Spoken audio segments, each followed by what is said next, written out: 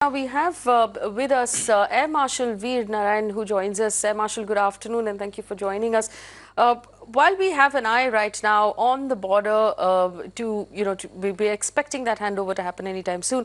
Your quick comment on the work that has been done right now by the Ministry of External Affairs, diplomatically perhaps isolating Pakistan and bringing attention to the discomfort of terrorism in the region.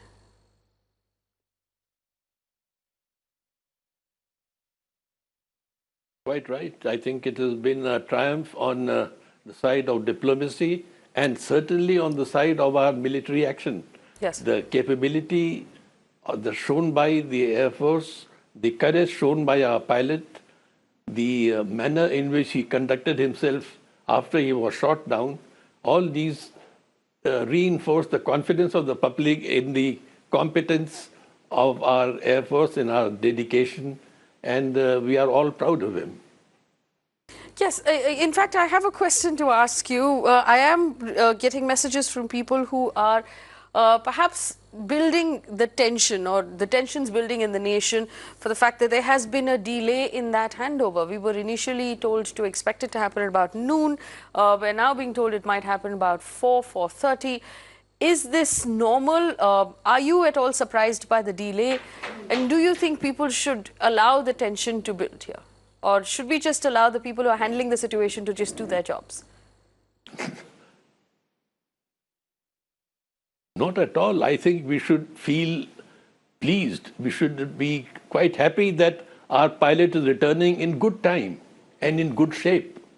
We have had incidents like this before.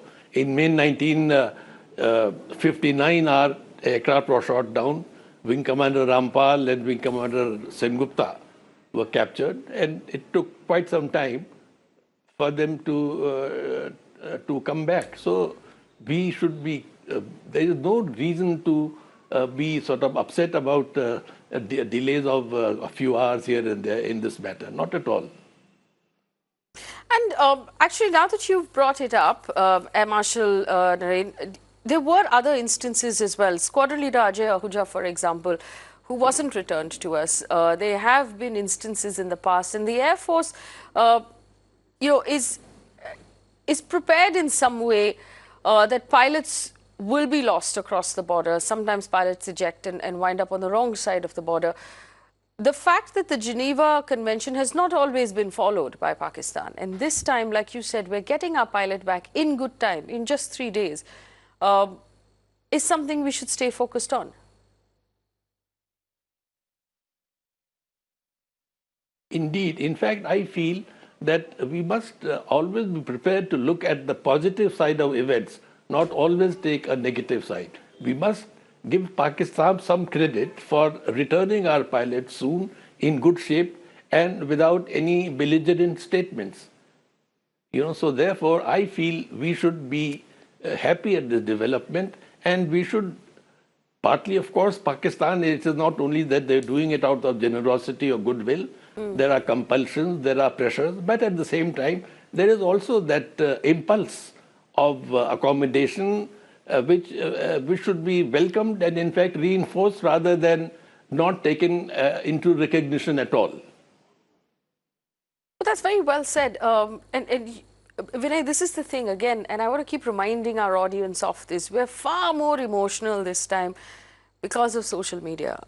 If we actually look at the history of every time there has been conflict with Pakistan, we've lost pilots across the border.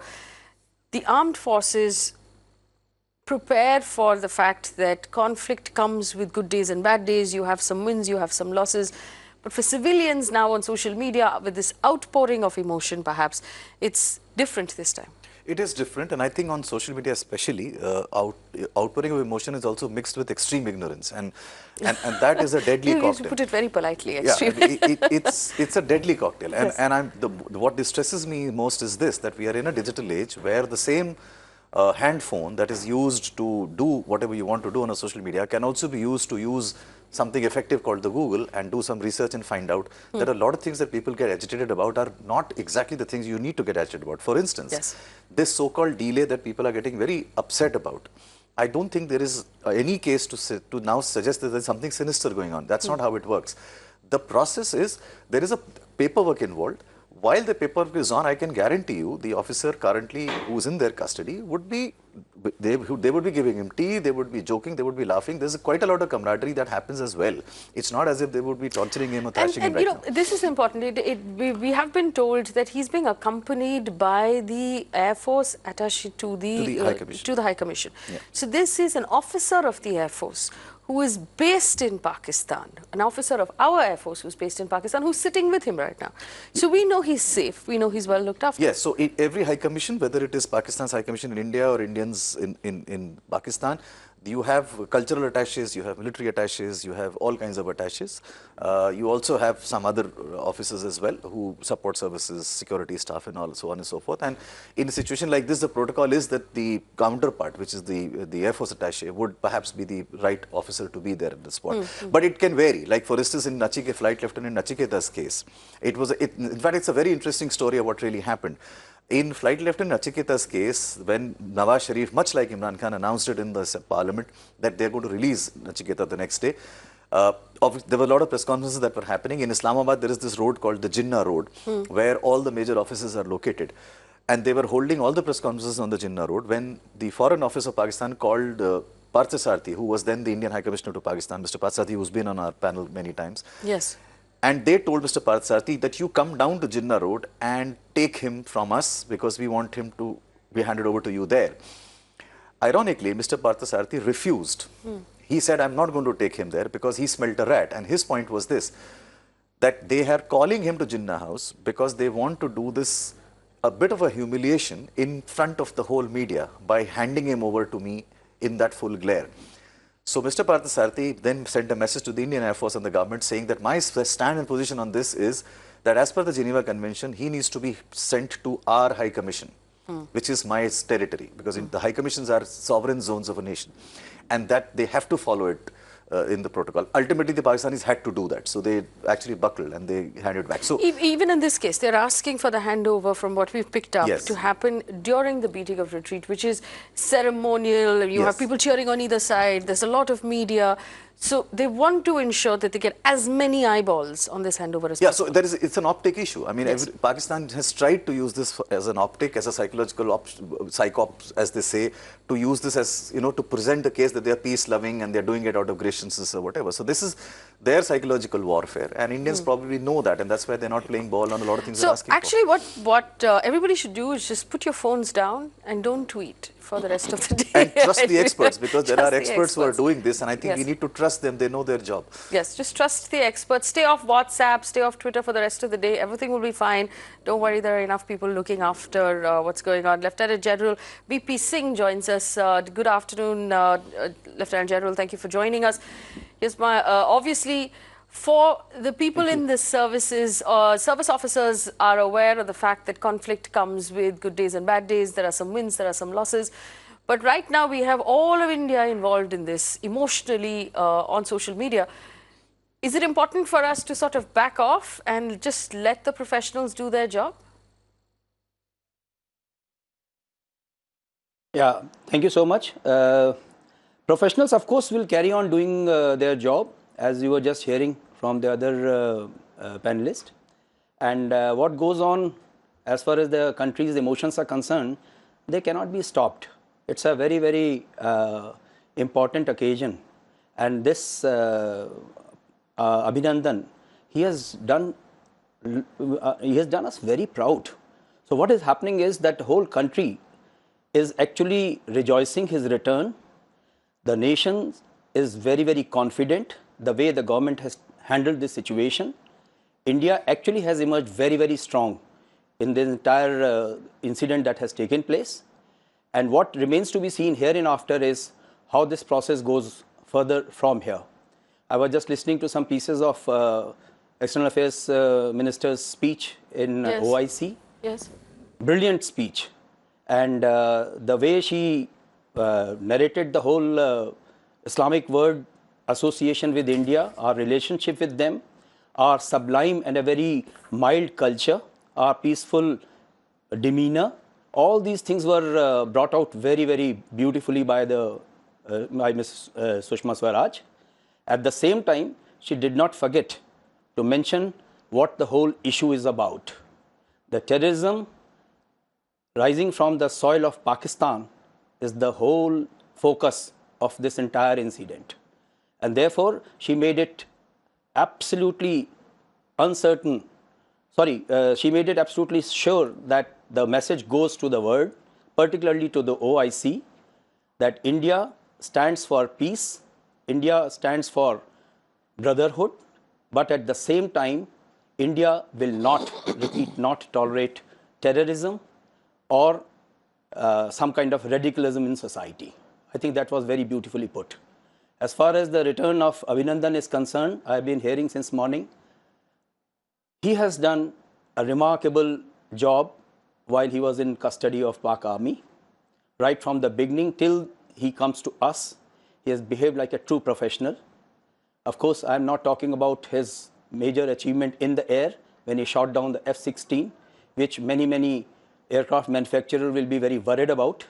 But this is, again, I think it's a repeat of 1965, when we had our small little gnat sorting out Pakistani saber jets. So it's a history repeating itself. And as Indian, I am very proud of the Wing Commander. I am very proud of our country. And of course, the way India is sending the message across to the globe. Yes, in fact, I just, you know, forgive me, there's some information that's just come in and I just want to go to it. Defense Minister Nirmala Sitharaman, NSA Ajit Doval are meeting with Finance Minister Arun Jaitley at North Block. There's a high-level meeting that's underway. It's a briefing perhaps on security. Alok is standing by with some information. Alok, what can you tell us about this meeting right now?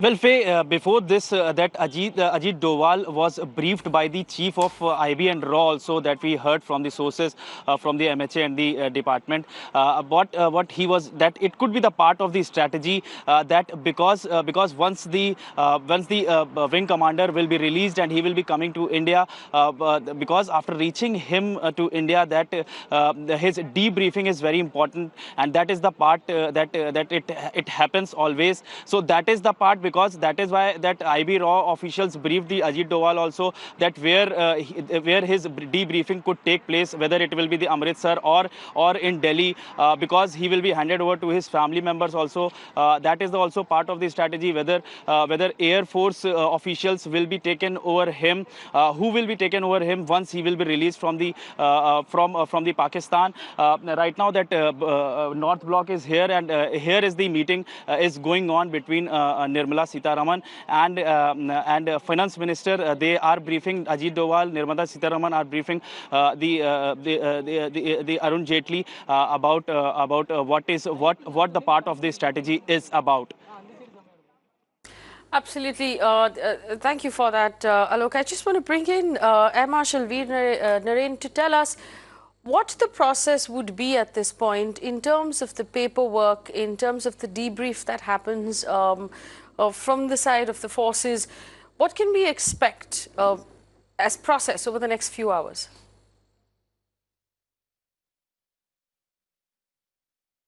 Well, I presume there is a standard procedure laid down as far as the paperwork is concerned, and I cannot offhand say what it would be. But undoubtedly, the procedures are well laid down. We will have to also get debriefed by the officer. He will say in detail to what transpired and how he was treated and how he was recovered. And at the same time, for the Indian side, there will be some acknowledgement of the fact that our officer has been returned, and presumably also an indication of the condition in which he was received, so that there is no fallout later on. But I don't think I will be able to say what exactly the paperwork involved would be. I'm not in a position to do that. Okay. Vinay, obviously from the stories that we've heard, We know that he did swallow some of his paperwork, but besides that, there was a revolver that was recovered from him. Some of this went on to social media, a pair of glasses, a map, survival on the ground, little guide notebook and a couple of other things. So all of those things will have to be documented and handed over. Anything that Pakistan seized from his person will have to be listed out and handed over. Yes, so I mean, let me draw references to the only previous instance that I am personally aware of, because that's exactly very similar to what happened when Flight Lieutenant Nachiketa fell.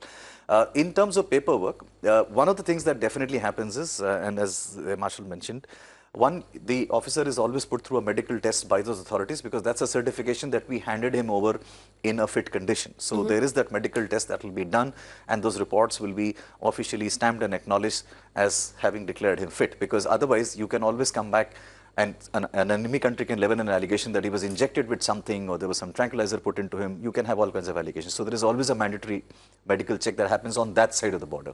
Okay. His service records, his name, rank, all his details, height, weight, every little thing is also documented, endorsed, and a receiving is taken from the Indian side, because there has to be paperwork about the fact that he has been given to you in a certifiable fit condition. Yes, in whatever condition he's given in, that needs to be certified. So it has to be detailed very specifically. So there are tons of those kind of papers. The documents that have been recovered while he was trying to destroy them, he did manage to destroy some, and they discovered some from the pond. I'm not sure whether that are supposed to be mandatorily handed back to the authorities, or will they even do that at all. They may just claim they got lost, or they got burnt, or they got mutilated. We don't know that. I mean, there is no SOP on that.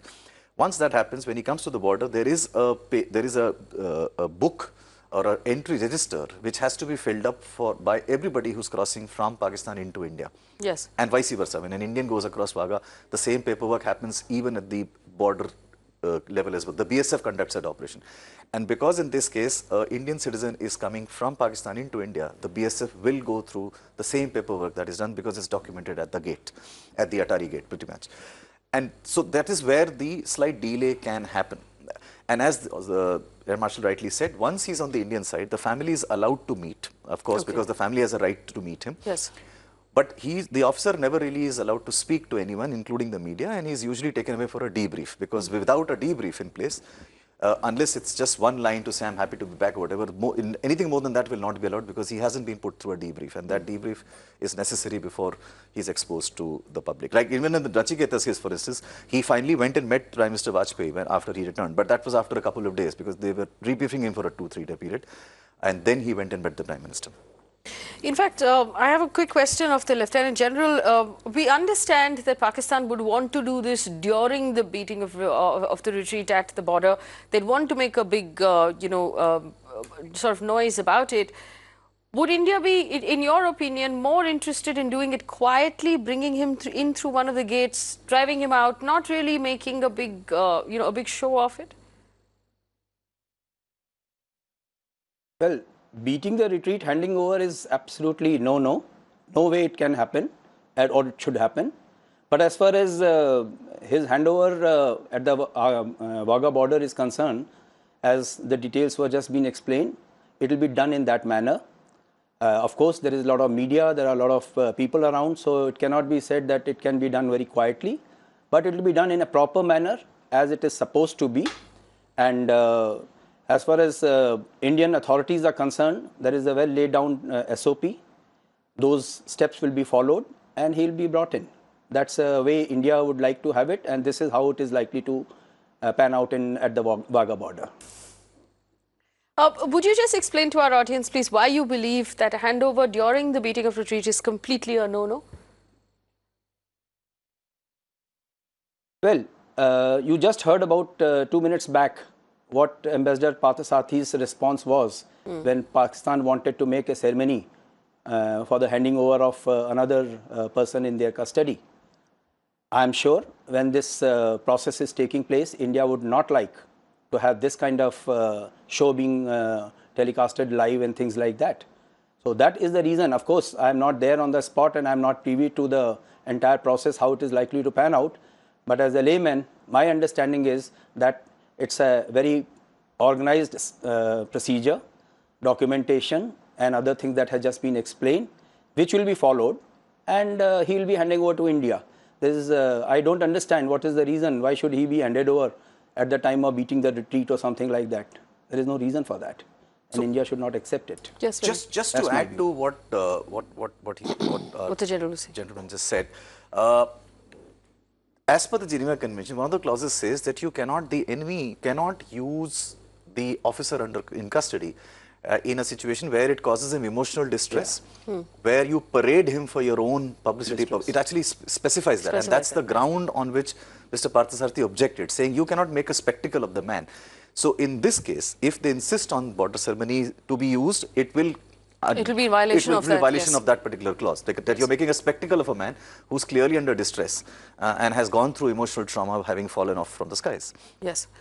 So we are actually standing by right now. Just a point, Vinay. Yes. Go ahead. Lieutenant General, go ahead, please. Yeah, Vinay, I wanted to ask you a question about this provisions of Geneva Convention. I think during this entire incident that has gone by last 24, 48 hours, we have been very quiet and we have been very, I would say studied silence we have maintained with regard to provisions of Geneva Convention is concerned. We have not even invoked that. We have also not sought any consular access to Wing Commander when he was in their custody. So I am not too sure if we are really going to go into that Geneva Convention provisions and things like that. It is a man in Pakistan's custody who has to be handed over, and that's the way this process should go, to my mind. Yeah, I mean the only point that was, this question was actually put to the Tri-Services press conference that happened yesterday evening, and when they were asked this question, the one-line response of the Tri-Services chiefs was that he's our wing commander in their custody and he needs to be returned to India forthwith as per the provisions laid down in the Geneva Convention. So they did say that officially. That was the only reference they've made. Beyond that, no one else has really commented on it. No, there was a mention, the Ministry of External Affairs, when it put out its first release, the first day after the videos of him, it made a very strong statement saying the videos are in a gross violation of the Geneva Convention.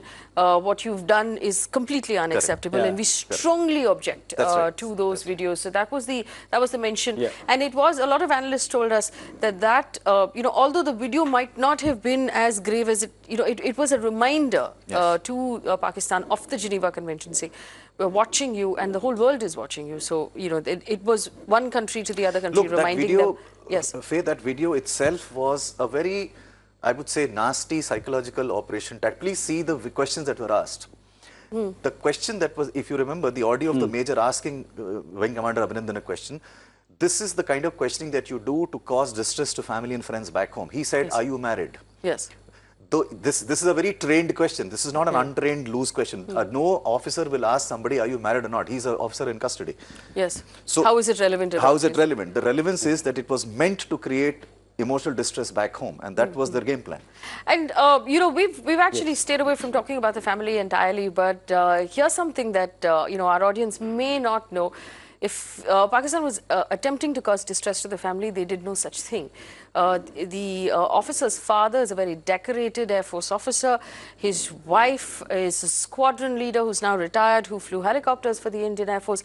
And most importantly, and what you might not know, his mother is a doctor who served in Doctors Without Borders. So she's actually served in more conflict zones than either husband or son. And it's said that a lot of his bravery comes from his mother. She served in the Ivory Coast of Africa. She served in Congo. She served in areas of immense conflict. And she's provided medical care to a lot of people in conflict zones. So this is not a family that's easily rattled, and this is not a family, they did not manage to get under the skin of the family at all. We'll have to take a very quick break, but we'll come back as we keep an eye really on the border and the impending release of our pilot on the other side. Don't go anywhere.